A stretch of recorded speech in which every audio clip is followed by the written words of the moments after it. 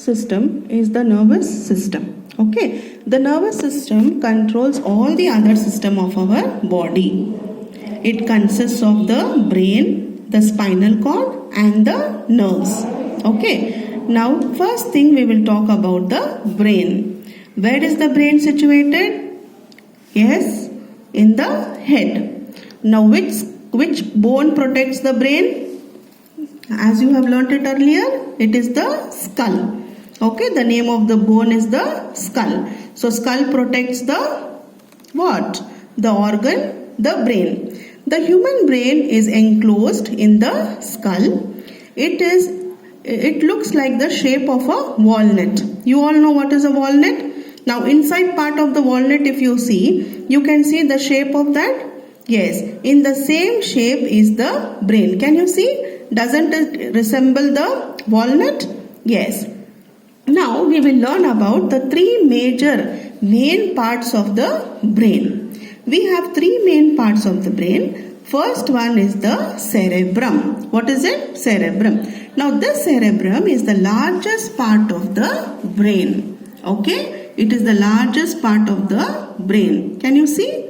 Yes. Now what is its function? It controls the voluntary movements. Voluntary movements means what? As I said you, that movement which is under your control, to write, yes, to lift something, to throw something, yes, those movements are known as voluntary movements. So these voluntary movements, then your memory, whatever you learn is recorded in the cerebrum. Then your intelligence, how intelligent you are, okay, and your learning, all is saved in the memory, that is the cerebrum. So cerebrum is the part which stores all these actions or things. It also controls the functions of the sense organs. Sense organs, how many sense organs do we have? 5. Class 3 lesson, yes. Sense organs. We have 5 sense organs. What are they? Eyes, nose, ears, tongue and one more? Skin. Okay. So that is also controlled by the cerebrum. Understood? So the first part is the cerebrum. It is the largest part of what? Largest part of the brain. Understood? Yes. Next we will go to the next part, cerebellum. This part is the cerebellum. It is present at the back of the head. Okay, cerebellum is present at the back of the head and below the cerebrum. See, here we have cerebrum and just below the cerebrum is the cerebellum. It helps in the movement of muscles and in maintaining the balance of our body. Okay, it helps in the movement of our muscles and balancing of the body. Have you seen small children? Yes, when they learn to walk, they cannot balance their body properly. Yes, they keep falling, then again getting up. That is because still their brain is developing. Once they develop their brains, they will know how to balance their body. Okay, and have you seen this drunk people, how they walk? Yes, in Islam it is haram. Why? Because after drinking alcohol, what happens? It affects your brain.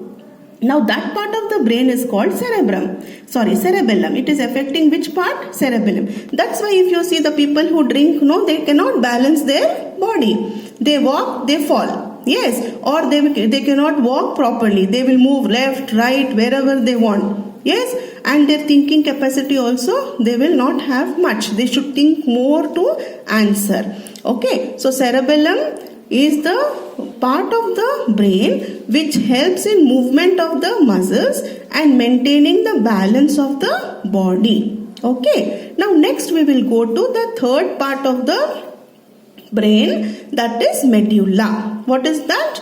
Medulla. Okay, now what is the function of medulla? Okay, and medulla is also known as the brain stem. Can you see? Here we have cerebrum.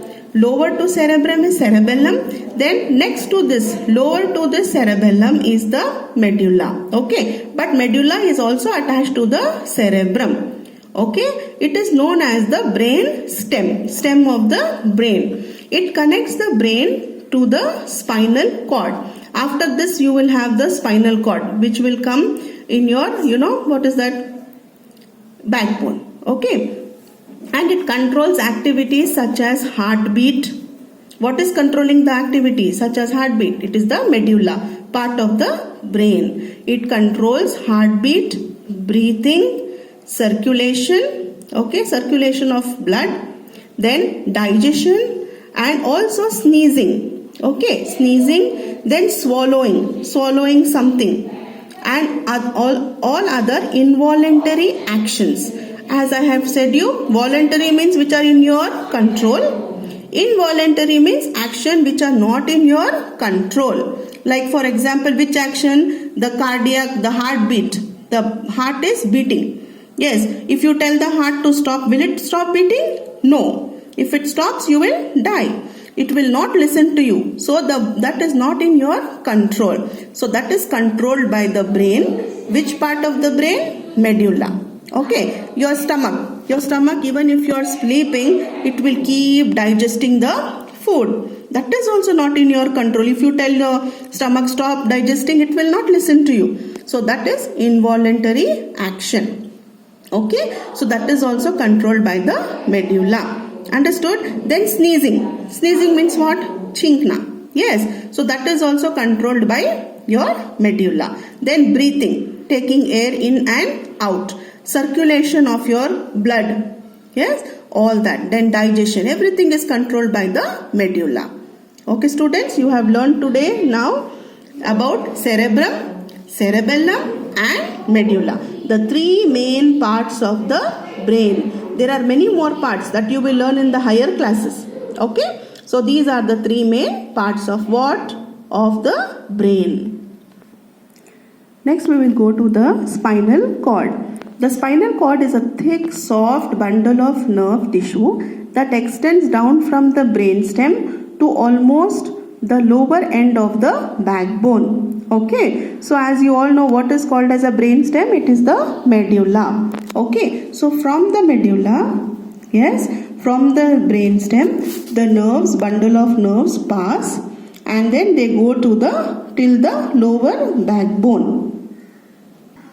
Yes. Now, why are we going to learn about the spinal cord? Because we should first know the functions of the spinal cord. It helps in exchange of information between the brain and the rest of the body.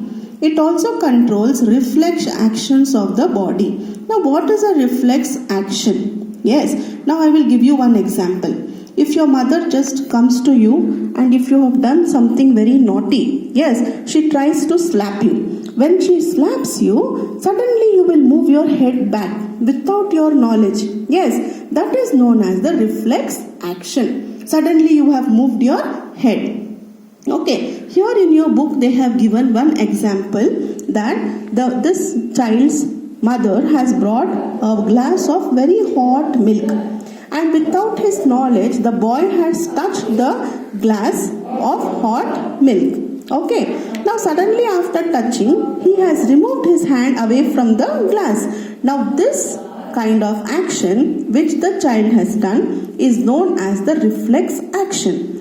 Now this kind of action does not go to the brain. The spinal cord gives the command to the sense organ to remove the hand from that glass because it is dangerous to your body. In the same way, one more example I will give you of sense organ, that is your eye. Yes, suddenly if something is coming towards your eye, what do? You close your eyes immediately. That is also a kind of reflex action. Okay, then crackers, busting of crackers, loud noise. What do? You try to close your ears suddenly. Yes, that is also reflex action. So this reflex action, the order is taken from the spinal cord. The order from the spinal cord goes to your sense organs. Okay, and then your sense organs take it away from the dangerous thing. Okay.